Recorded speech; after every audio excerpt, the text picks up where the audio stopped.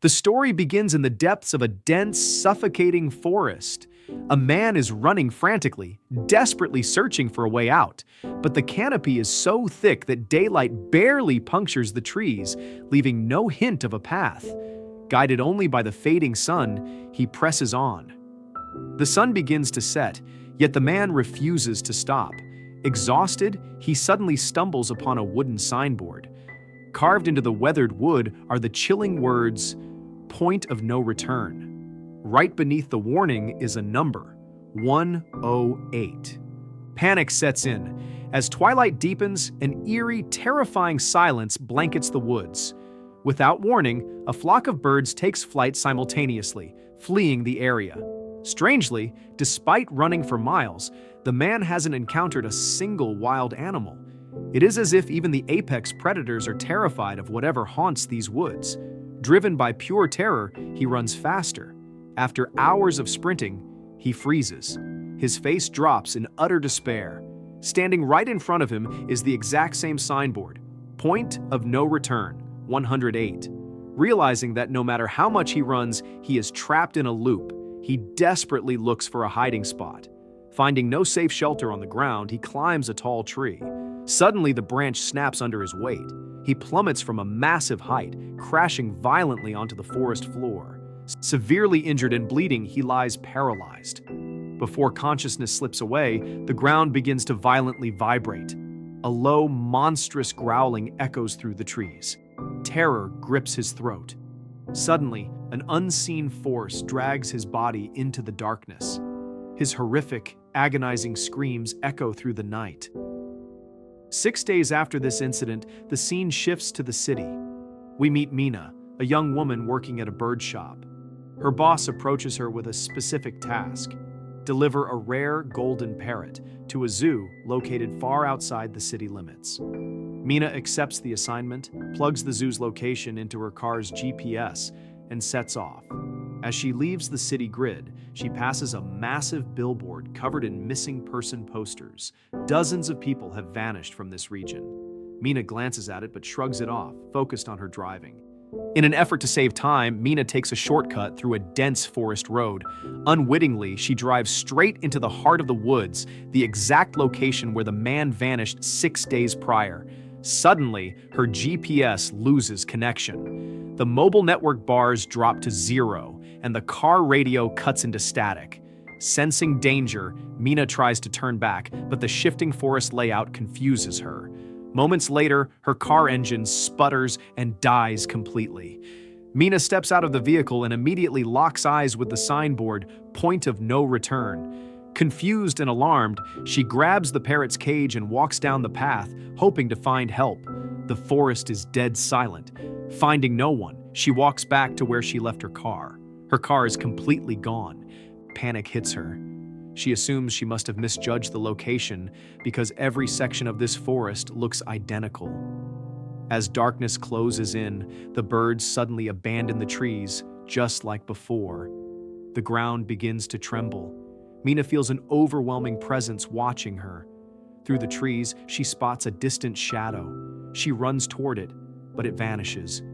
Moments later, she sees an old woman running through the thicket. Mina chases after her, screaming for help, but the old woman doesn't stop. Suddenly, she vanishes too. Searching deeper, Mina comes across a large concrete room hidden in the woods. The old woman suddenly appears at the doorway, shouting, "If you want to live, get inside right now!" Mina sprints inside without a second thought. The old woman instantly slams the heavy door and locks it shut. Mina looks around and finds herself in a bizarre bunker-like room. One entire wall is covered by a massive, flawless mirror. Along with the old woman, a young woman and a young man are hiding inside. Terrified, Mina asks, "What is this place?" The old woman replies, "We call this place the Coop. My name is Madeline. This is Kiara, and this is Daniel." Madeline quickly cuts her off. "There is no time to talk. Stand in front of the mirror with us immediately.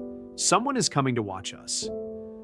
Before Mina can ask who, horrific, unnatural scratching noises echo from outside. Kiara whispers in terror, "We call them the Watchers.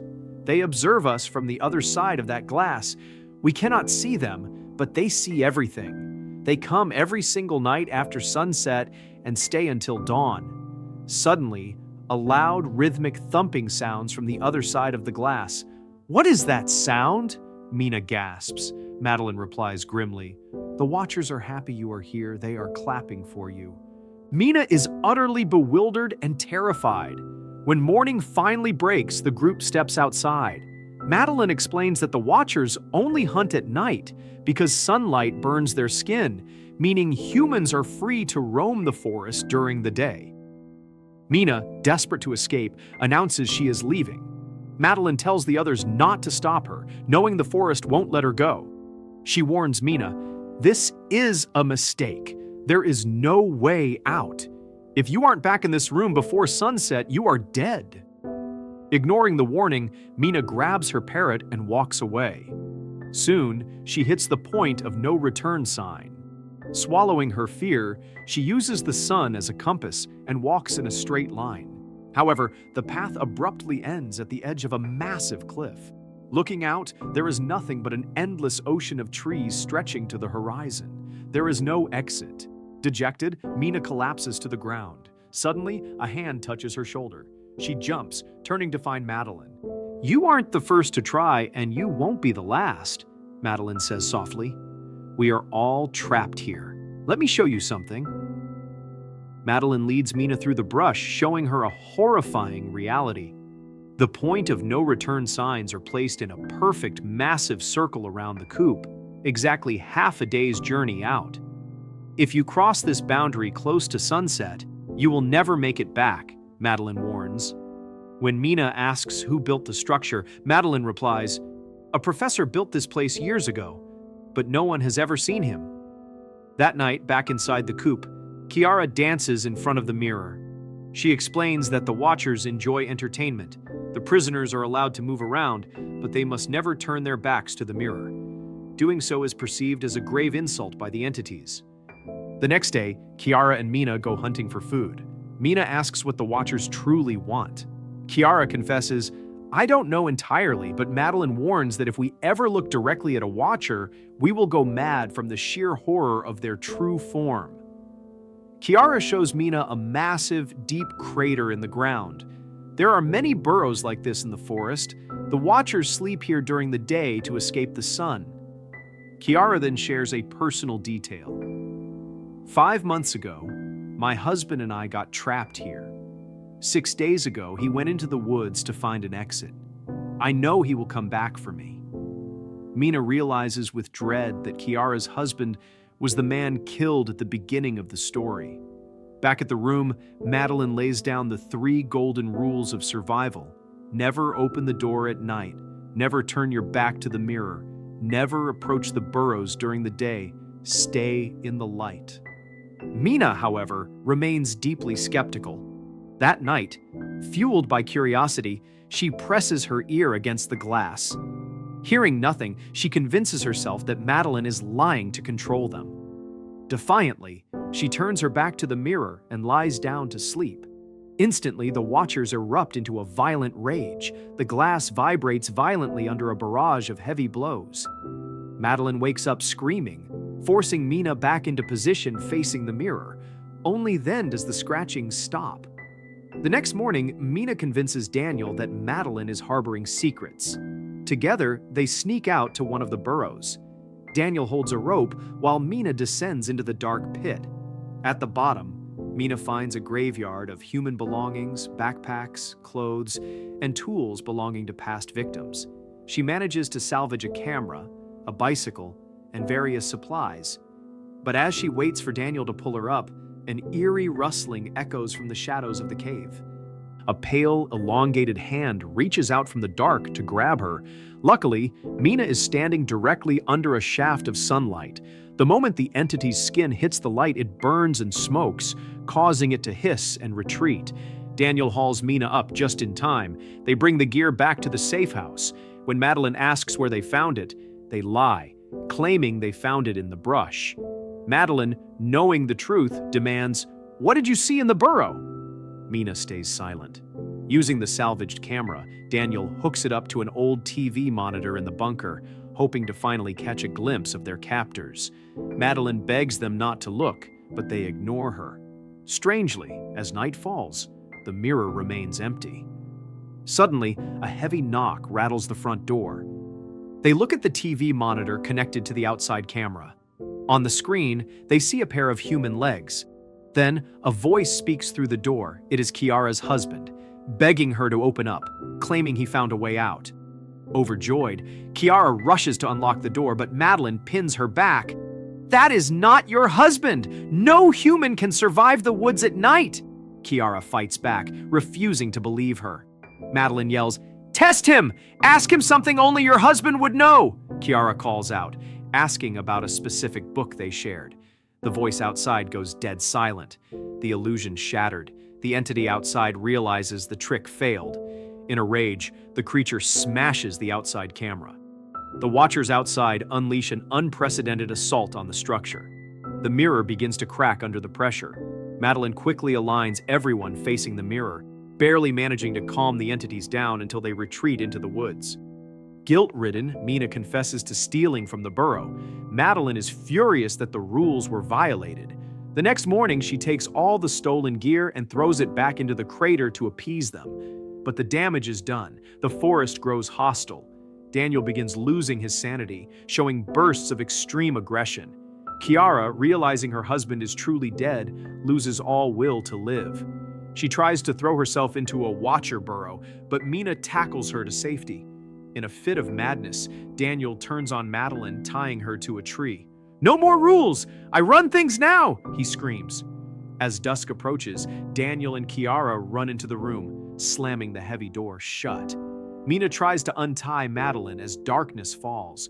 They sprint to the door, begging Daniel to let them in, but he refuses. Forced to hide, Mina and Madeline conceal themselves under a dense thicket. Moments later, the Watchers emerge. For the first time, we see their true forms, towering, emaciated, and deeply unsettling creatures. They notice the coop is missing 2 of its regular occupants and begin hunting through the trees. Taking advantage of a distraction, Mina and Madeline make a mad dash back to the door, weeping and begging Daniel for mercy. Overcome with guilt, Daniel finally throws the door open. Inside, Madeline faces the group. "We have broken too many rules. They will not forgive us tonight. It's time you know the truth." She explains, "Years ago when I first arrived, I saw a duplicate of myself. It was a watcher trying to mimic my form, though its eyes and hair weren't perfect. These creatures are ancient fairies. Centuries ago, they lived alongside humans. They possessed wings and powerful magic, but humanity grew terrified of their power and waged war, sealing them deep underground in these burrows." Madeline continues, "Over hundreds of years in the dark, they lost their wings and magic, and the sun became their enemy. But they kept their shape-shifting abilities. They keep us here to observe us, to learn our modern mannerisms and speech, so they can infiltrate human society and leave this forest." Suddenly, the Watchers return in full force, aggressively battering the door. The group barricades the entrance with a heavy wooden table. As they push the table, the floor carpet pulls back, revealing a hidden iron hatch. They open it and slide down into a massive, hidden underground bunker, sealing the hatch just as the door above splinters open. The bunker is fully stocked with years of rations, electricity, and a computer. Mina boots up the system and uncovers logs belonging to Professor Martin, the man who engineered this entire nightmare. The video logs reveal that the professor discovered the entities and built the bunker to research them. To fund his twisted research, he hired unsuspecting laborers, leaving them exposed in the room above at night as bait for the Watchers while he hid safely below. In a later video, Professor Martin reveals a shocking discovery. "I found a unique fairy, a hybrid that can walk in daylight. She perfectly mimicked a little girl. She didn't harm me." The camera pans to show a young creature locked inside a glass cage. Mina skips to the final video log. A disheveled Professor Martin speaks directly to the camera. "I am ending this tonight. If anyone finds this, there is a way out. At dusk, follow the exact direction the birds fly. They fly toward the exit of the forest. If you escape, go to my university office and destroy all my research data. I made a horrible mistake." The video ends as the professor walks off camera, followed by the chilling sound of 2 distinct gunshots. The next morning, the trio exits the bunker to find the safe house completely leveled. With no shelter left for the coming night, they must escape today. Mina releases her parrot, and the group follows the exact direction of its flight. Hours later, they reach a riverbank where the professor's old motorboat is docked. But just as they prepare to board, a bloody, battered figure stumbles out of the woods. It's Kiara's husband, crying for help. While the women board the boat, Daniel runs back to assist him. But as he reaches out, the figure's face distorts, shifting directly into an exact clone of Daniel himself. Before anyone can react, the creature brutally slaughters Daniel. Mina and Kiara start the motorboat, crossing the river. The watchers scream from the bank, unable to cross open water. Mina and Kiara finally escape to the safety of the city. Weeks later, Mina sneaks into Professor Martin's university office to destroy his research data as requested. While wiping the files, she finds an audio tape that reveals one final, horrifying secret. Centuries ago, humans and fairies intermarried.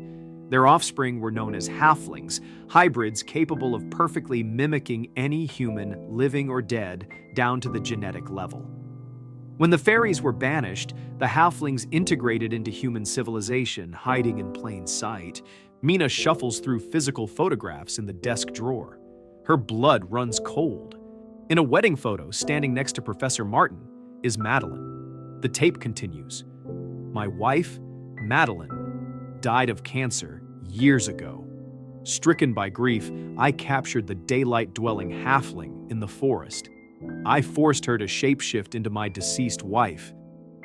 Realizing the terrifying truth, Mina rushes to Kiara's apartment to warn her that the Madeline they knew in the forest was actually the shape-shifting halfling creature. Mina explains her theory to Kiara. The real Madeline died years ago.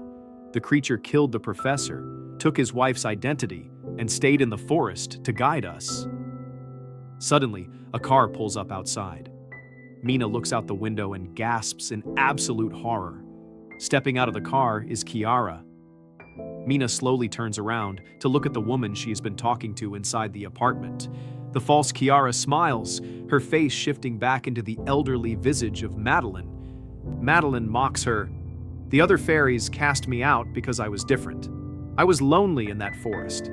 The professor promised to bring me to the city if I played his wife, but then he tried to kill me, so I killed him. Humans can never be trusted. Now that you know the truth, I will kill you and take your identity to live among humans.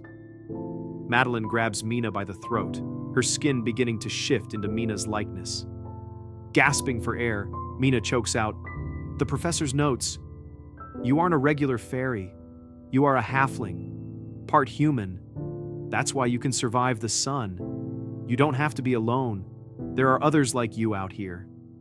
Stunned by the revelation that she is not a monster, but a hybrid with a place in the world, Madeline releases her grip. Her body fluctuates violently, and a pair of majestic, iridescent wings burst from her back. Without harming Mina further, she crashes through the window and flies into the city sky. The story ends weeks later. Mina is now living with her sister, still traumatized. She looks out the window, whispering, "I feel like she is still watching me." Her sister comforts her, telling her she is safe now. But down on the street below, a little girl stands under a street lamp, staring intently up at Mina's window. It is Madeline, perfectly camouflaged in a new form, watching over the human world. If you enjoyed this psychological thriller, make sure to like the video and subscribe to the channel for more survival stories.